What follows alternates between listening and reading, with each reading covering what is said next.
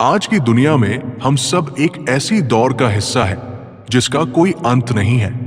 हम सुबह उठते हैं पैसे के लिए, हम दिन भर थकते हैं पैसे के लिए और रात को सो नहीं पाते क्योंकि अगले दिन फिर उसी पैसे के पीछे भागना है। लेकिन क्या आपने कभी रुककर खुद से पूछा है कि इस दौर की मंजिल क्या है? क्या अरबों की दौलत आपको वो सुकून दे पाएगी जो एक गहरी नींद दे सकती है? आज हम महात्मा बुद्ध के जीवन के एक ऐसे प्रसंग के बारे में बात करेंगे जो आपकी अमीरी की परिभाषा को हमेशा के लिए बदल देगा। इस वीडियो को अंत तक देखिएगा क्योंकि आखिरी की 3 बातें आपके जीवन जीने का नजरिया बदल देंगी। प्राचीन भारत की बात है। एक बहुत बड़ा सेठ था जिसका नाम धनानंद था। जैसा उसका नाम था वैसा ही उसका काम। उसके पास इतना सोना था कि उसे गिनने के लिए 100 नौकर कम पड़ जाते थे। उसके पास आलीशान महल था, रेशमी बिस्तर थे और दुनिया के सबसे स्वादिष्ट पकवान उसके टेबल पर होते थे। लेकिन विडंबना देखिए, धनानंद के पास सब कुछ था सिवाय शांति के। उसे हर पल डर सताता कि उसके व्यापार में घाटा न हो जाए, उसके दुश्मन उसका धन न लूट लें। वो अपनी सुरक्षा के लिए पहरेदारों की फौज रखता, फिर भी रात भर करवटें बदलता रहता। एक दिन उसे पता चला कि नगर के बाहर एक पीपल के पेड़ के नीचे एक महापुरुष बैठे हैं जिनके चेहरे पर गजब का तेज और अनोखी शांति है। वो कौतूहलवश महात्मा बुद्ध के पास पहुंचा।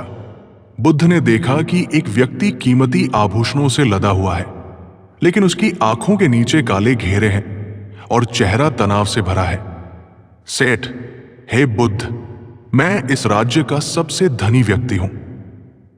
मैंने सब कुछ पा लिया है, लेकिन मेरे मन में एक पल की भी शांति नहीं है। क्या मेरी दौलत बेकार है? क्या शांति केवल गरीबी में ही मिलती है? बुद्ध ने शांत भाव से कहा, पुत्र, शांति न तो गरीबी में है और न ही अमीरी में। शांति केवल अनासक्ति में है। बुद्ध ने उसे एक उदाहरण दिया। सोचो, यदि तुम एक नाव में बैठे हो और नाव में बहुत सारा कीमती सामान भरा है, तो क्या वह सामान तुम्हें डूबने से बचाएगा? नहीं, बल्कि यदि नाव में छेद हो जाए तो वही सामान नाव को और जल्दी डुबो देगा। पैसा भी उस नाव के सामान की तरह है। इसे नाव में रखो, पर इसे अपने भीतर मत आने दो। बुद्ध ने कभी ये नहीं कहा कि पैसा बुरा है। उन्होंने कहा कि पैसे के प्रति मोह बुरा है। इसे ऐसे समझिए, साधन और साध्य का अंतर। पैसा एक साधन है जिससे आप भूख मिटा सकते हैं, छत पा सकते हैं, लेकिन जब पैसा ही आपका लक्ष्य बन जाता है तो आप मशीन बन जाते हैं, इंसान नहीं। पकड़ और छोड़ना। बुद्ध ने समझाया कि हम दुखी इसलिए नहीं है कि हमारे पास धन है, बल्कि इसलिए है क्योंकि हमने उसे पकड़ लिया है। जैसे ही आप ये मान लेते हैं कि ये सब मेरा है और इसे कभी नहीं खोना चाहिए, वैसे ही दुख शुरू हो जाता है। भीतर की खाली जगह, बाहर का महल कितना ही बड़ा क्यों न हो, अगर भीतर का कोना खाली है तो वो महल भी जेल जैसा लगेगा। असली शांति तब आती है जब आप अपने भीतर के शोर को कम करते हैं। आज के जीवन के लिए 3 बड़े सबक। अगर आप आज के दौर में सुकून चाहते हैं तो बुद्ध की ये 3 बातें याद रखें। पहला, उतना ही कमाइए जिससे आपकी जरूरतें पूरी हों और आप दूसरों की मदद कर सकें। जरूरत से ज्यादा संचय केवल तनाव देता है। दूसरा, हर दिन 10 मिनट मौन में बैठें। अपने बैंक बैलेंस के बारे में नहीं, बल्कि अपनी सांसों के बारे में सोचें।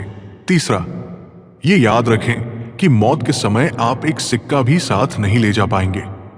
साथ जाएगा तो केवल वो सुकून जो आपने दूसरों को दिया और खुद महसूस किया।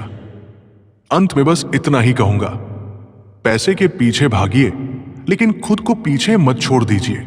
अमीर होना अच्छी बात है, लेकिन मन से अमीर होना महान बात है। क्या आपको भी लगता है कि पैसे की इस दौड़ ने हमसे हमारी शांति छीन ली है? अपने विचार कमेंट बॉक्स में साझा करें। अगर ये वीडियो आपके दिल को छू गई हो तो इसे लाइक करें और नमो बुद्धाय लिखकर अपनी उपस्थिति दर्ज कराएं।